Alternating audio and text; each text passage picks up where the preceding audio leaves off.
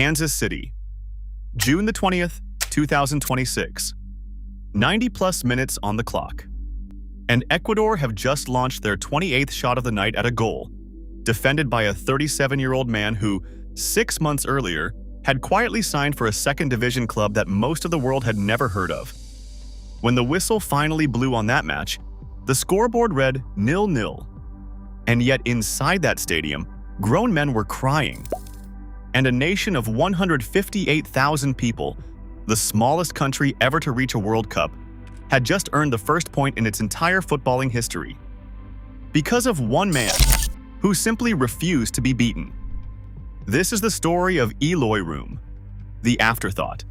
The goalkeeper who was supposed to be gently winding down a respectable career in the lower divisions of American soccer, and who instead, on one impossible night, delivered one of the greatest individual goalkeeping performances the World Cup has ever seen. A performance so complete, so relentless, that it pulled level with a record everyone assumed belonged to Tim Howard forever. In this video, we tell you all of it.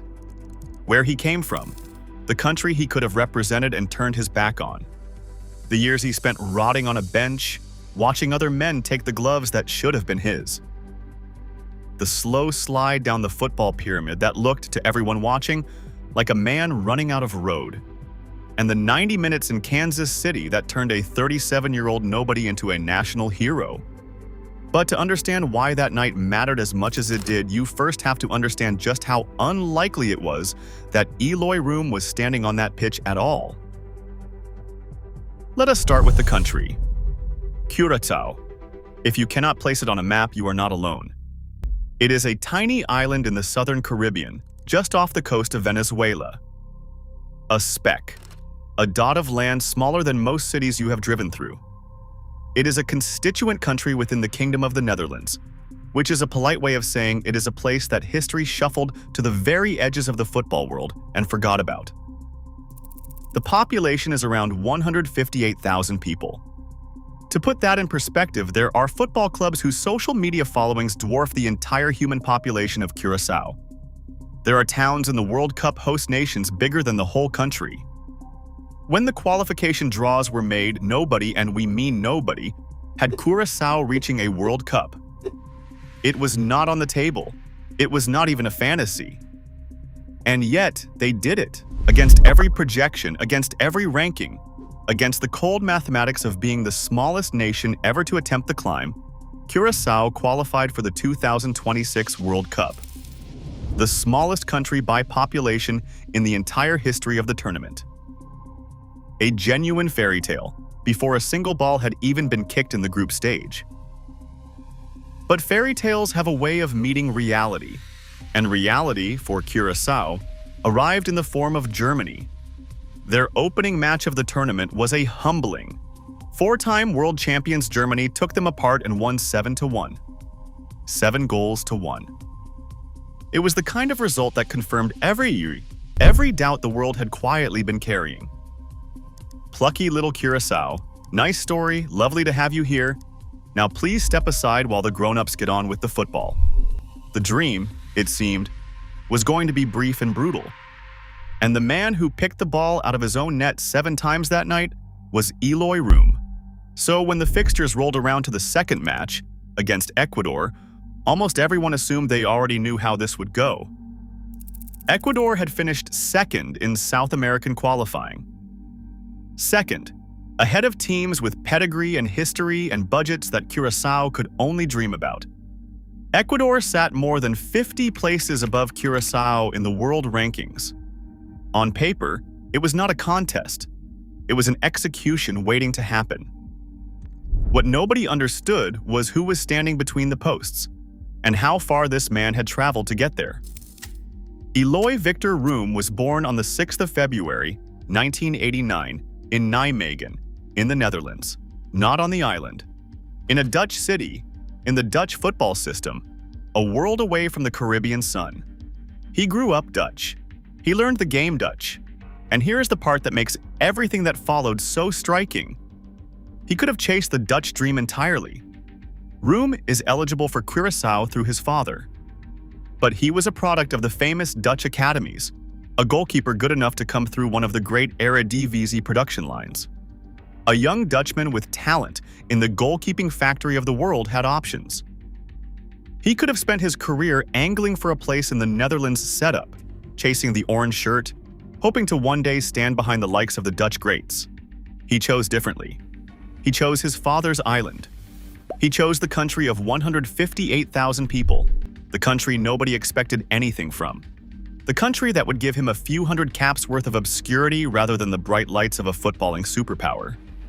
At the time, it looked like a sentimental decision with no real stakes. Curaçao were not going anywhere.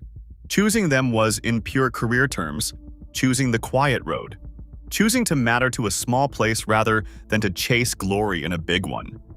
It would take 17 years for that choice to make sense to the rest of the world. But long before the rest of the world cared, there was the grind. And Room's grind started early. He joined Vitesse in the Dutch city of Arnhem at just 13 years old. He came up through the youth ranks, impressed, and was eventually promoted into the first team picture. He made his debut for Vitesse in March 2009, thrown on as a replacement for an injured teammate. And then came the part of the story that nobody romanticizes: the waiting. For years, Room lived in the shadow of another goalkeeper, Piet Veldhuizen.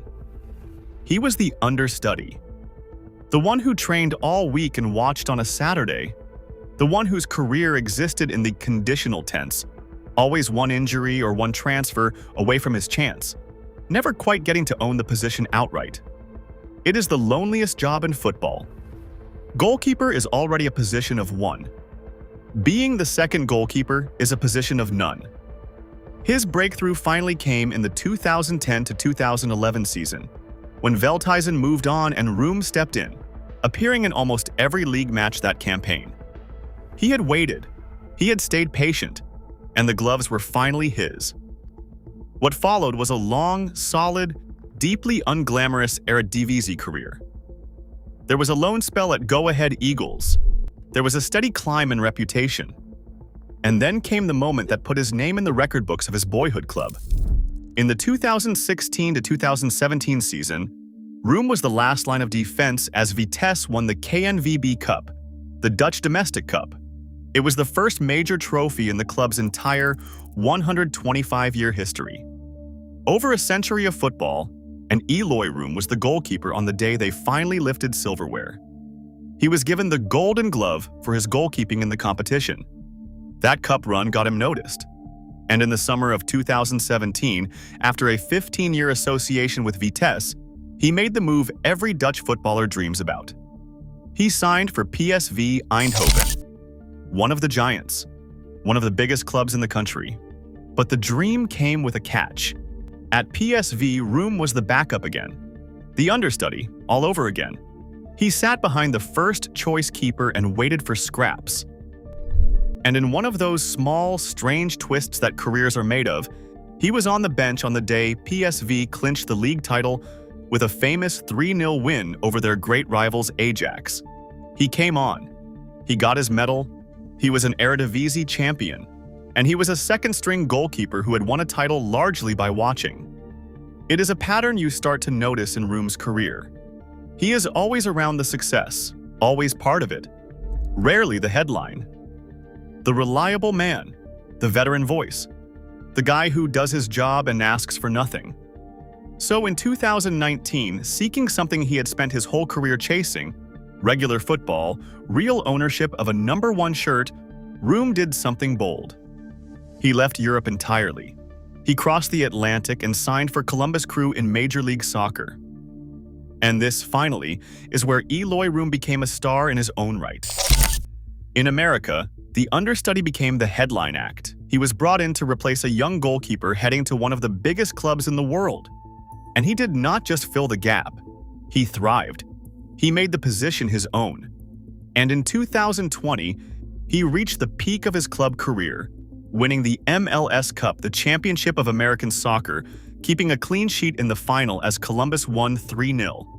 That same year, he produced a save so spectacular, a desperate, acrobatic, almost impossible double stop against Orlando that he was named the MLS Save of the Year, the first player in Columbus Crew history to ever win the award. For a man who had spent so much of his career as the quiet professional, the steady backup, it was a moment of pure individual brilliance. A reminder that the talent had always been there, waiting for a stage. He spent years as a genuine star in Columbus, a trophy winner, one of the better paid goalkeepers in the entire league, a respected veteran leader in the locker room. For the first time in his career, Eloy Room was not in anyone's shadow. He was the man. And then, the way it always does for goalkeepers in their 30s, time began to catch up. In 2023, Room and Columbus parted ways. He went back to the Netherlands, back to his old club Vitesse, for a sentimental second spell. But the romance soured. Vitesse fell into serious financial trouble, the kind that can swallow a club whole, and his contract was cut short. He moved on again, this time to Belgium, to Cercle Bruges, for a season. The journeyman was journeying. The map of his career was sprawling now, 4 countries, 2 decades, club after club after club. And then came the move that, to the outside world, looked like the final chapter. In December of 2025, at 36 years old and about to turn 37, Eloy Room signed for Miami FC. Now, Miami FC is not Inter Miami. It is not the glittering club of global superstars. Miami FC plays in the USL Championship, the second tier of American soccer, the level below the top flight. For a former MLS Cup winner, a former champion in the Netherlands, a man who had once been among the best-paid keepers in his league, dropping to the second division of the American game at 37 looked like exactly one thing: the slow, dignified wind down, the last stop, a respected veteran taking a comfortable role to keep ticking over before retirement. That is what everybody saw. A career gently coasting toward its conclusion in the warm Florida evenings. Nobody, and we mean nobody, looked at that signing and thought they were watching a man about to write his name into World Cup history. But there was one thread of Room's career that the club moves never told the full story of. The international thread. The Curaçao thread. The quiet, stubborn, 17-year project that the rest of the world had never bothered to watch. Room made his debut for Curaçao back in 2015, and he kept a clean sheet in his very first match. From that day on, he was the island's #1. Not a rotation option, not a squad player. The undisputed, unmovable last line of defense for a nation that almost nobody was paying attention to. In 2017, he helped Curaçao win the Caribbean Cup for the first time in the country's history, and he was named the best goalkeeper of the tournament. In 2019, at the CONCACAF Gold Cup, he produced a run of goalkeeping that should have been a warning to everyone about what this man was capable of when the odds were stacked against him. He made more saves than any keeper in the tournament through the quarterfinals, including a single match against Honduras, where he made 13 saves in one game to drag Curaçao to the first Gold Cup win in their history. 13 saves in one match. Remember that number? Because the man was building towards something even bigger, and almost nobody was watching closely enough to see it coming. Over the years, Room became the most experienced footballer in the Curaçao setup. He became the joint most capped player in the entire history of the national team. He kept clean sheet after clean sheet through the long, grinding 2026 World Cup qualifying campaign. While the world saw a 37-year-old dropping into the American second division, Curaçao saw their captain of the back line. Their rock, the man who had been there for everything, every step of an impossible climb. So when those two threads finally met, when the journeyman keeper from the USL walked out for the second match of his nation's first ever World Cup, he was not the washed-up veteran the world thought he was. He was the most decorated, most experienced, most battle-hardened footballer his tiny country had ever produced. And he was about to remind everyone, all at once, exactly what he was.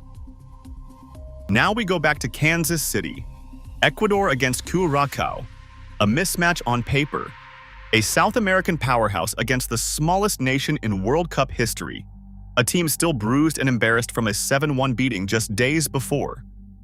The neutrals expected goals. The bookmakers expected goals. Ecuador, you imagine, expected goals. And then the match kicked off, and something strange began to happen. Ecuador attacked, and attacked, and attacked. They had the ball, they had the territory, they had the chances. Wave after wave of South American pressure crashed toward the Curaçao goal. And every single time, there was a man in the way. The shots came from everywhere: close range, long range, headers, deflections, low drives skidding across the turf. Ecuador piled up an astonishing 28 shots over the course of the night. 15 of them were on target. 15 efforts that were, by every reasonable expectation, going in. None of them did. Eloy Room had the night of his life. He dived low. He stretched high. He spread himself big. He read the deflections, the ones that take a wicked nick off a defender and change direction in a heartbeat, the ones that fool ordinary goalkeepers. He read them and he stopped them.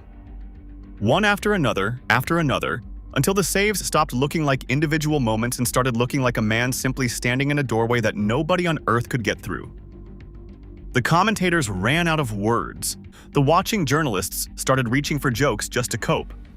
One writer covering the match started calling him Eloy Roomba because he was sweeping up absolutely everything that came into his area, hoovering up every Ecuadorian chance like it was nothing. The nickname stuck instantly because it was the only way to describe what was happening. This was not a goalkeeper having a good game. This was a vacuum cleaner in human form. As the match wore into its final stages, the tension became unbearable. Ecuador, more than 50 places above Curaçao in the rankings, were growing visibly frantic. They could not understand it. They were doing everything right, and the ball would not go in. And the chances kept coming, thick and fast, right to the very end. Late on, an Ecuador substitute mishit, a cross that bounced off the top of the crossbar and away to safety, and you could feel an entire nation's destiny wobbling on the woodwork.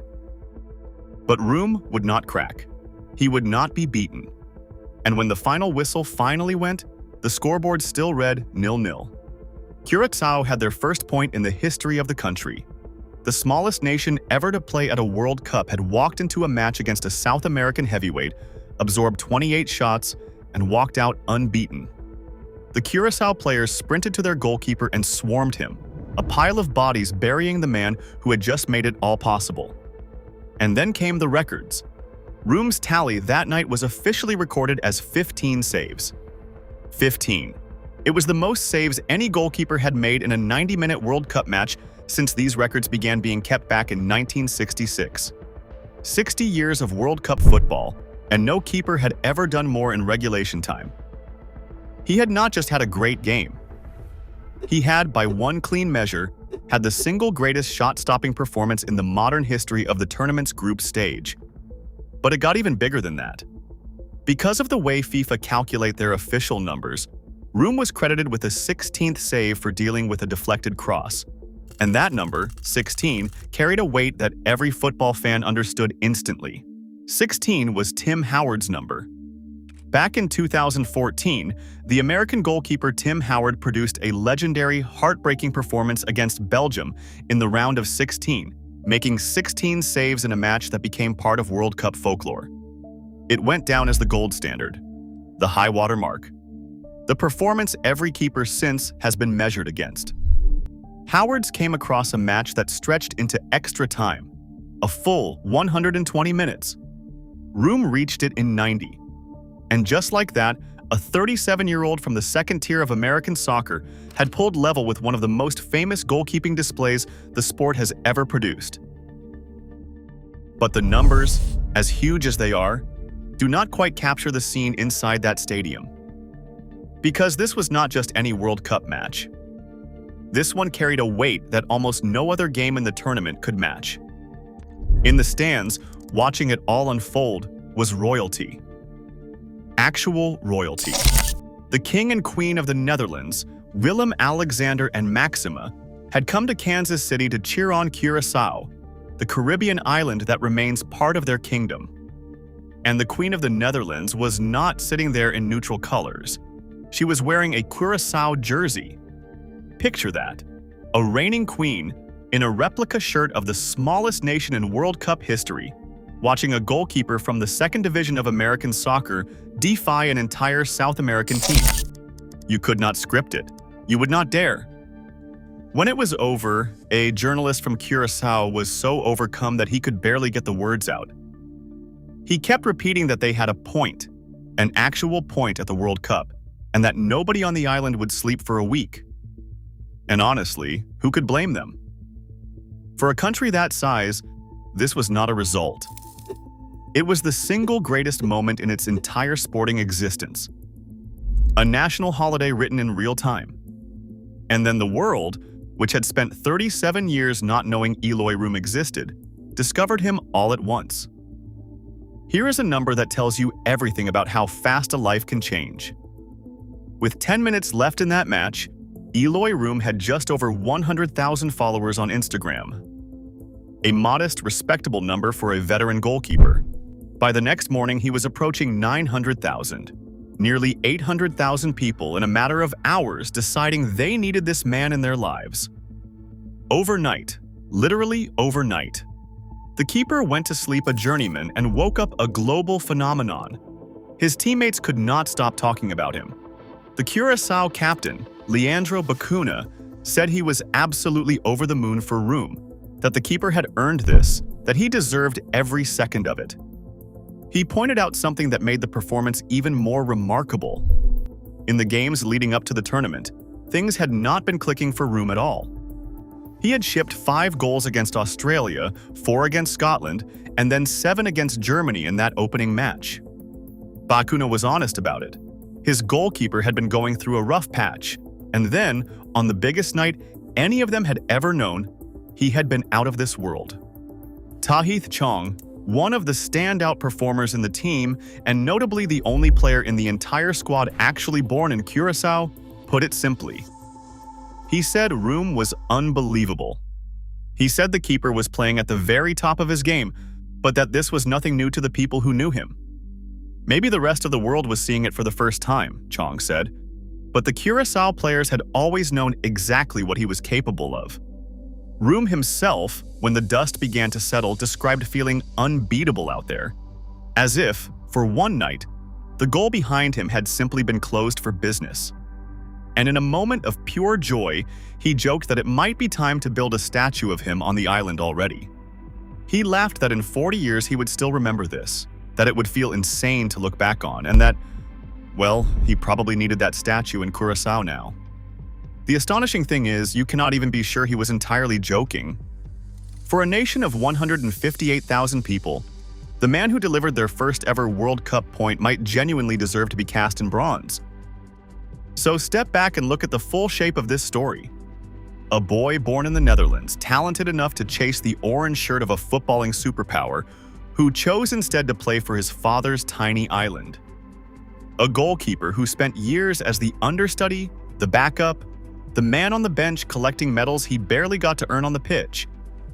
A professional who climbed all the way to a championship in America, then watched his career slide back down the pyramid, club by club, country by country, until he washed up in the second division at an age when most keepers are coaching or commentating. A man the world had written off as finished, and on one night in Kansas City, in front of a queen in a borrowed jersey, that exact man produced a performance that pulled level with Tim Howard and stood alone in 60 years of records. Not despite the long, unglamorous road, because of it. Every cold afternoon on the bench, every deflection he ever learned to read. Every meaningless friendly for a country nobody watched. All of it quietly compounding for 17 years into the muscle memory of a man who could not be beaten when it mattered most. That is the thing about Eloy Room's story. It was never really about talent suddenly appearing out of nowhere. The talent had been there the whole time, in plain sight, ignored. It was about a man who stayed ready, who kept showing up, who chose the small road and walked it for 2 decades without complaint, and was standing in exactly the right place when the impossible finally came knocking. And the story is not even over, because Curaçao are still alive. That single, miraculous point keeps the dream breathing. Their next match comes against Ivory Coast in Philadelphia on the 25th of June. And the math is brutal but beautiful. Win that game, and the smallest nation in the history of the World Cup could find itself doing something that would make the Ecuador draw look like a warm-up. They could reach the knockout rounds, the round of 32, a place at the business end of a World Cup for a country smaller than a single neighborhood in most of the host cities. Nobody knows how that match will go. Nobody can. Ivory Coast are dangerous, hungry, and desperate for the win themselves. The fairy tale could end there quietly, the way fairy tales usually do. Or Eloy Room could pull on his gloves one more time and do the impossible all over again. But whatever happens next, they can never take June the 20th away from him. The night a 37-year-old journeyman, written off, shipped down to the second tier, forgotten by the football world, stood in front of a queen and an entire South American attack and would not let the ball pass.